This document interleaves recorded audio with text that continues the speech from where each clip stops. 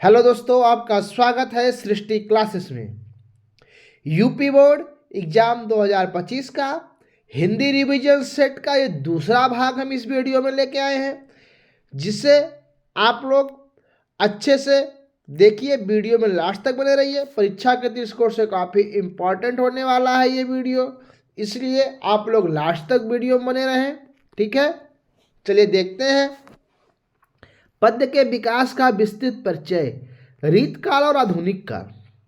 रीतकाल क्या है? 1650 से 1850 के बीच का समय। हिंदी पद्य के इतिहास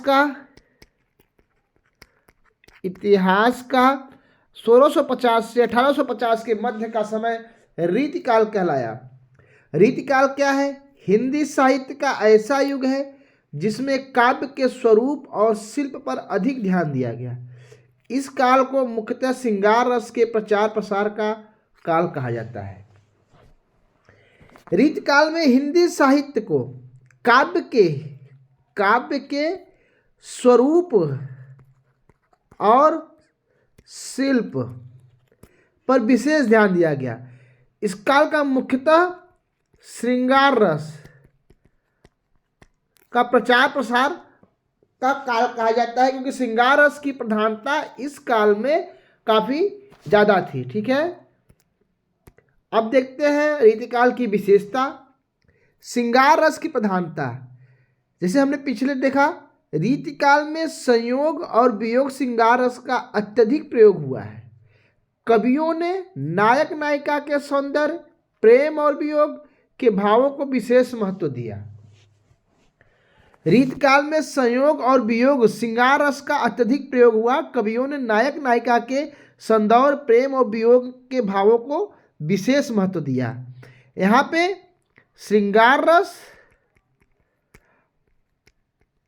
को अत्यधिक प्रधानता दी गई। यहाँ पे नायक नायिका के सौंदर्य, प्रेम और वियोग के भावों का विशेष महत्व दिया गया। अलंकारों का प्रयोग। इस युग में काव्य शास्त्र का प्रभाव अत्यधिक था, जिसमें अलंकार रस और छंद का विस्तार से उपयोग किया गया। इसमें काव्य शास्त्र के प्रभाव अधिक था, जिसमें अलंकार रस, छंद का विस्तार काफी उपयोग से किया गया। ठीक है, इस काल की विशेषताएं श्रृंगार रस की प्रधानता और अलंकारों का प्रयोग। अब देखते हैं दरबारी संस्कृति का प्रभाव। अधिकांश राजकवि राज दरबारों से जुड़े हुए थे, जिसमें उनकी रचनाओं में दरबारी जीवन और मनोरंजन का प्रधान रहा। यहाँ पे कवि राज दरबारों से जुड़े थे। इसकी प्रमुख विशेषता ये थी कि यहाँ पे कवि राज दरबारों से जुड़े हुए थे और उनका जीवन मनोरंजन प्रधान रहा। ठीक है, नायिका भेद।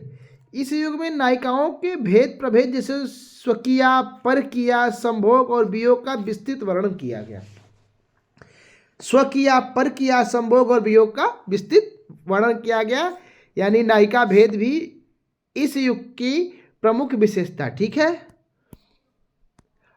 अब देखते हैं रीतकाल के प्रमुख कवि और उनकी कृतियां। ये इंपॉर्टेंट है, यहाँ से प्रश्न जरूर पूछे जाएंगे आपके परीक्षा में, तो देखिए इस चीज को आप लोग याद भी कर लीजिएगा।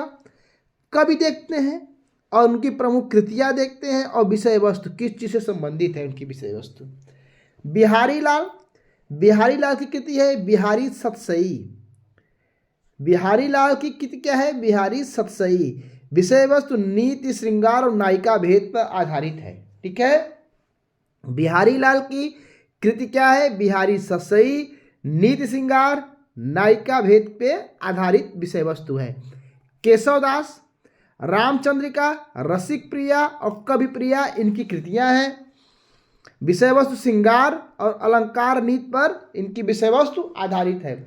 केशवदास इंपॉर्टेंट है, प्रश्न यहाँ से पूछे जाएंगे। रामचंद्रिका, रसिक प्रिया और कवि प्रिया, श्रृंगार रस, अलंकार नीति इनकी प्रमुख विषय वस्तु है। देव, श्रृंगार शतक और भक्ति शतक इनकी कृतियां हैं।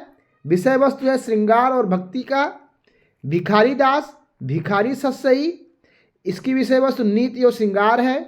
पद्माकर, जगद्विनेद और हितोपदेश, इसकी विषय वस्तु क्या है? हास्य और श्रृंगार, यानी देव का श्रृंगार शतक और भक्ति शतक, भिखारी दास का भिखारी शतकई, पद्माकर का जगद्विनोद और हितोपदेश। ठीक है, इस चीज को आप लोग नोट कर लीजिएगा और अच्छे से याद कर लीजिएगा। रीतिकाल का योगदान। रीतिकाल में हिंदी पद्य का संदर्भ और कलात्मक पक्ष अत्यंत उन्नत हुआ। इस युग में हिंदी कविता को अलंकार, छंद और शैली के माध्यम से समृद्ध किया। ठीक है, अब देखते हैं आधुनिक काल।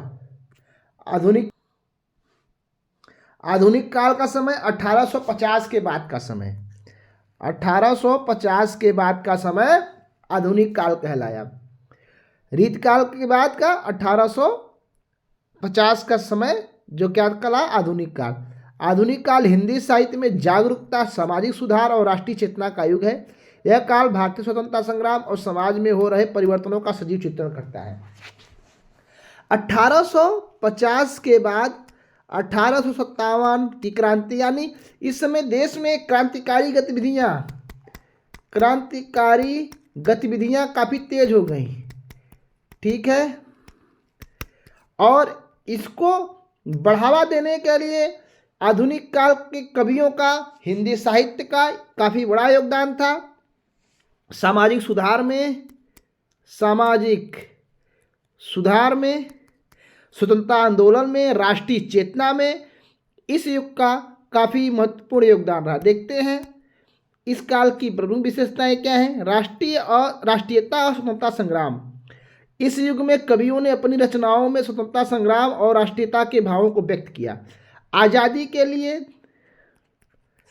कवियों ने इसमें रचनाओं के माध्यम से स्वतंत्रता संग्राम और राष्ट्रीयता की भावना, राष्ट्रीय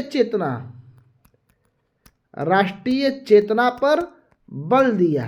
ठीक है, यथार्थवाद का चित्रण, सामाजिक विषमताओं, आर्थिक कठिनाइयों और ग्रामीण जीवन की समस्याओं को कविताओं में स्थान दिया। तत्कालीन समय में सामाजिक विषमताओं, भेदभाव पे और आर्थिक कठिनाइयों यानी गरीबी अमीरी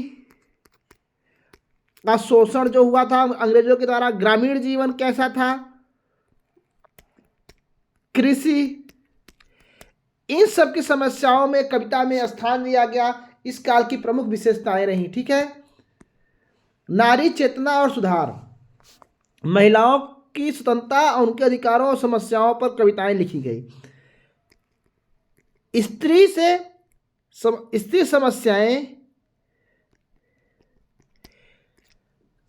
का जो सुधार था इस युग में काफी ज्यादा जोर दिया गया उसको सुधार लाने के लिए। ठीक है, इसकी विशेषताओं में से एक है काव्य आंदोलनों का उदय, छायावाद, प्रगतिवाद, प्रयोगवाद और नई कविताओं जैसे साहित्यिक आंदोलनों में हिंदी कविता को नए आयाम दिए गए।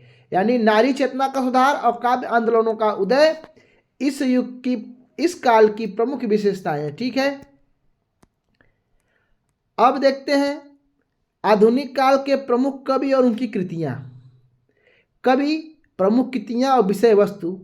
जयशंकर प्रसाद, इनकी कृतियां हैं कामायनी, आंसू, लहरों के राजहंस।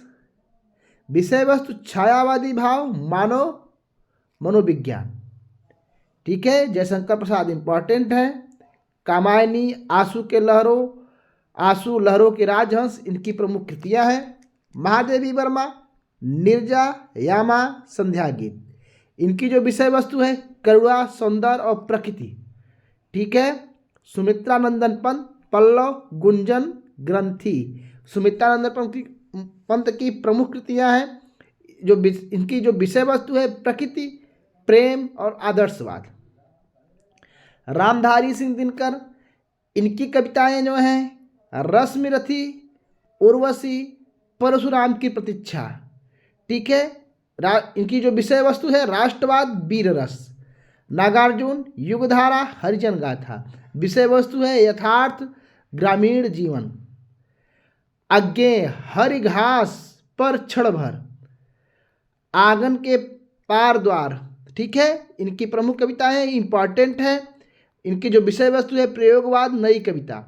मुक्तिबोध, चांद का मुंह टेढ़ा है, मुक्तिबोध की है। इनकी जो विषय वस्तु है सामाजिक और राजनीतिक चिंतन। ये आधुनिक काल के कवि और उनकी कृतियाँ, जो इम्पॉर्टेंट कवियों को हमने इस वीडियो में रखा है, उनको सब आप लोग नोट कर लीजिएगा, अच्छे से देख लीजिएगा, ठीक है। अब देखते हैं आधुनिक काल का योगदान। आधुनिक काल में कविता सामाजिक सरोकारों, राष्ट्रीय चेतनाओं और व्यक्ति के मनोविज्ञान को अभिव्यक्त करने का माध्यम बनी। इस काल में हिंदी साहित्य को यथार्थ और आधुनिकता से जोड़ा गया। आधुनिक काल राष्ट्रीय भावना आंदोलनों, स्वतंत्रता आंदोलनों, इन सब के लिए एक माध्यम बनी, ठीक है। और सामाजिक सुधार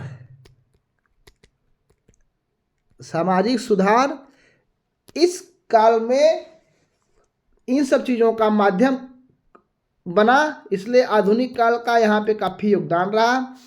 ये कक्षा 10 के यूपी बोर्ड का रिवीजन सेट हिंदी के काफ़ी महत्वपूर्ण होने वाले हैं परीक्षा में, इसलिए आप लोग वीडियो को दोबारा देखिएगा। वीडियो अच्छा लगा हो तो वीडियो को लाइक करिएगा, चैनल को सब्सक्राइब करिएगा। ऐसे महत्वपूर्ण और सारे वीडियो हम लेकर आएंगे इस चैनल पे। धन्यवाद।